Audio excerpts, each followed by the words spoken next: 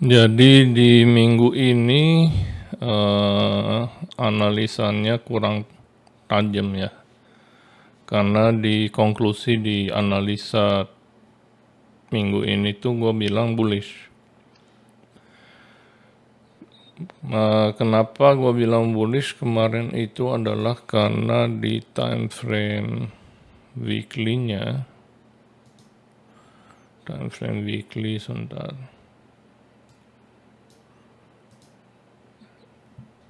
Ini sudah sempet breakout, udah gitu gue salah nandain candle. Jadi gue ngambil candle merah ini lebih rendah lagi high-nya. Itu kelihatan sudah breakout. Di situ gue lupa bahwa kalau sudah ada wick panjang ke atas begini, breakout ini nggak bisa dijadikan patokan.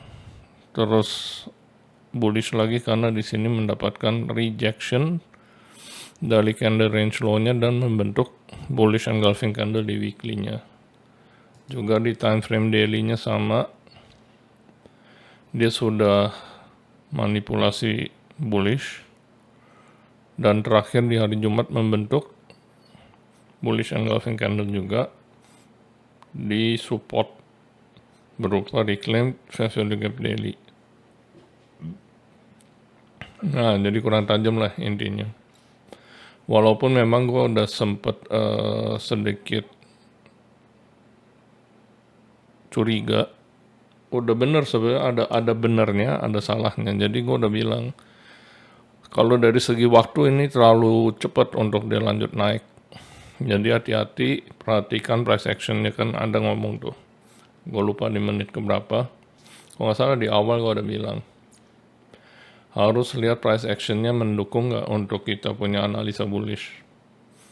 Nah cuma gini, sayangnya kadang tuh kita nggak fokus. Kita terobsesi satu arah sehingga mencari tanda-tandanya tuh selalu bullish terus. Kayak kuda dipasangin kacamata kuda, jalannya lurus terus, nggak nengok kanan kiri. Jadi sebetulnya yang benar itu, kalau kita perhatikan, ini gue udah kasih anotasi di time frame 1 jamnya, kita tidak mendapatkan konfirmasi bullish. Karena ini sebetulnya dia bahkan membentuk market maker sell model. Di sini dia udah market structure shift nih. Cuma yang kurang jelas adalah market structure shift-nya hanya berupa wick, bukan body close. Nah memang kalau harga udah terjadi, yang tadinya kita fokus satu arah, kita cinta bullish, semuanya menjadi jelas. Dan itulah susahnya pada saat kita trading, kalau kita tidak 100% nggak give it our all, nggak fokus lah istilahnya. Akhirnya yang terjadi, kita miss out trading opportunity di minggu itu. The good news tidak minus, ya kan? The bad news nggak ngasilin duit. Kenapa tidak minus? Karena belum ada manipulasi bearishnya, bullishnya. Di sini memang kelihatan seolah-olah dia udah sheet bawah, kemudian naik.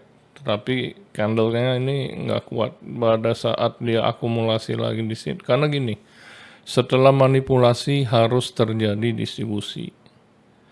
Kalau setelah manipulasi kita entry misalkan buy di sini, pada saat konfirmasi candle ini berupa bullish engulfing candle, terus kemudian kita nggak mendapatkan distribusi, malah 1, 2, 3 jam nih akumulasi, udah itu. Ya, udah harus tutup posisi kalau ada buka buy. Nah, pada saat hari Senin itu sebetulnya dia udah mengkonfirmasi bearish. Kenapa? Karena dia satu di sini market structure shift walaupun berupa wick, konfirmasinya adalah dia akumulasi lagi di sini. Kedua, dia lanjut turun. Nah, harusnya pada saat dia naik lagi, inilah kesempatan entry kita lagi nih untuk entry sell. Kalau di sini kita masih nggak entry di hari Seninnya is fine.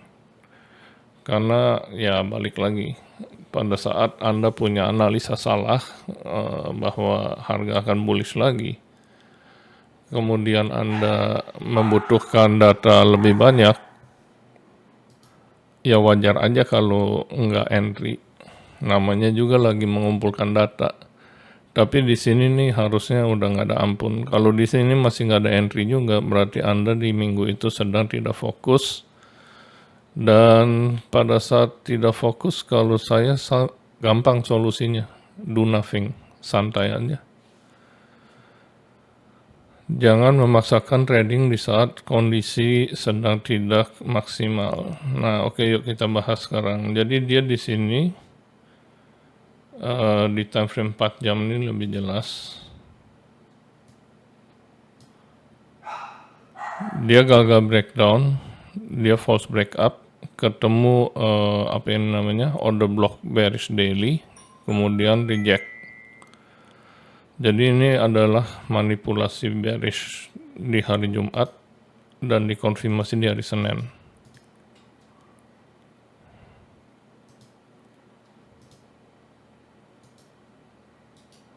Oke, entry-nya di hari Selasa pada saat dia pullback masuk ke dalam bearish order block 4 jam ini.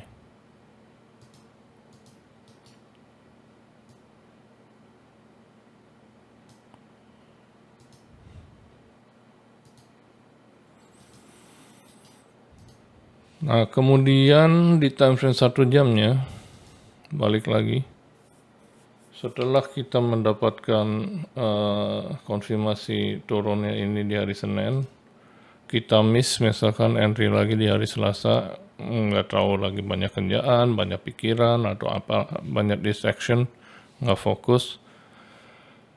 Hari Rabunya, ini sebetulnya dia, jadi kalau kita perhatikan, ini bearish PD array ditaati terus. Di sini order block 4 jam, order block 1 jam ditaati. Di sini juga order block 1 jam, harga masuk ke dalam order block 1 jam, turun. Nah, di hari Rabu ini ada mitigation block. Breaker kan udah ngambil high ini. Ini ada breaker block ini.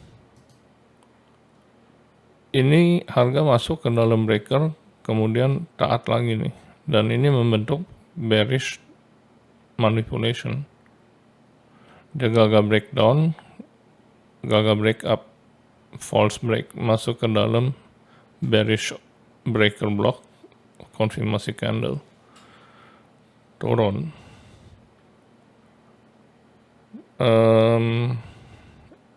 Manipulasinya yang ini. Nah, kenapa kita nggak lihat ada manipulasi bearish? Karena nyarinya manipulasi bullish terus. Ya, jadi bukan strateginya yang salah, tapi kadang faktor manusianya. Pada saat kita miss opportunity begini, jangan salahkan ICT-nya. Ini murni si tradernya yang lagi mens. Oke. Ya udah, rangkuman atau review untuk tradingan minggu ini cukup sekian saja. Nanti kita ketemu lagi di minggu depan.